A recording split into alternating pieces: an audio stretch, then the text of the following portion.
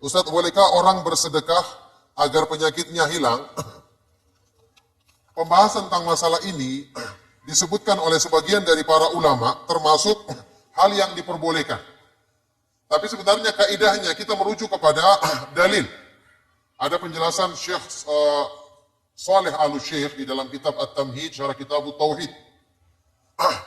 Ada sebagian kalau ada hadis-hadis yang mengisyaratkan seolah-olah di situ dibolehkannya keinginan dunia, maka itu harus didudukan. Pertama, ya, keinginan dunia ini harus ditetapkan dalam hadis yang sahih. Pertama harus dalilnya sahih dulu.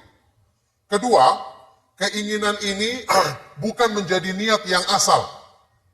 Bukan menjadi niat yang asal, tapi niat asalnya adalah karena mengharapkan balasan di sisi Allah, mengharapkan perjumpaan dengan wajah Allah. Kemudian diselipkan keinginan dunia tadi, dibolehkan karena ada dalil yang membolehkannya. Contoh yang dicontohkan oleh para ulama dalam masalah ini seperti silaturahim untuk ya melapangkan rezeki.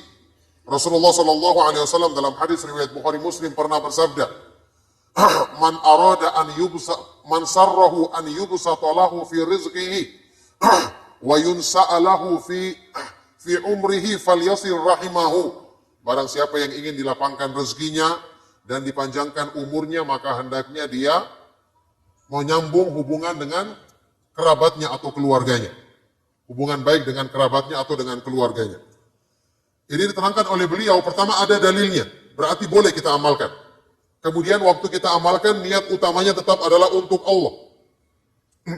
Itu kalau hadisnya sahih. Ini pun sebagian ulama lain menjelaskan, makna dari hadis ini, ya, dilapangkan rezekinya maksudnya diberkahi. Dijadikan rezekinya sebagai sebab kebaikan. Tidak melalaikan dia dari mengingat Allah. Dipanjangkan umurnya artinya dijadikan umurnya itu bermanfaat untuk kebaikan. Untuk diisi dengan amal-amal soleh. Ini berarti kembali kepada makna kebaikan-kebaikan yang berhubungan dengan iman manusia, bukan kebaikan dalam urusan dunia semata-mata. Nah sekarang, berhubungan dengan hadis bersedekah untuk kesembuhan, ternyata hadis yang menjelaskan tentang masalah ini adalah hadis yang lemah, dhaif dari semua jalurnya. Dari semua jalurnya. Ya, saya pernah menulisnya dan dimuat di majalah As-Sunnah karena banyak dari sebagian ulama yang mengatakan hal ini, tapi kita harus kembali kepada dalil sahih atau tidaknya diterangkan oleh para ulama yang lain, dikumpulkan dari jalur-jalurnya, ternyata semua riwayatnya, bahkan ada yang palsu, ada yang dhaif jiddan, sangat lemah, ada yang kelemahannya juga kurang dari itu, tapi tidak didukung dengan jalur yang lain yang bisa menguatkannya.